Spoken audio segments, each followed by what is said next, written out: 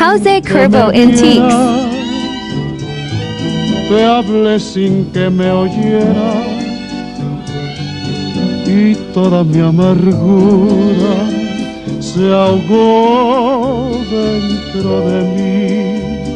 Me duele hasta la vida saber que me olvidaste, pensar que ni desprecios merezca yo de ti.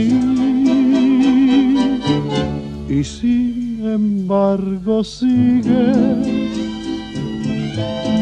unida mi existencia. Y si vivo 100 años, 100 años pienso en ti.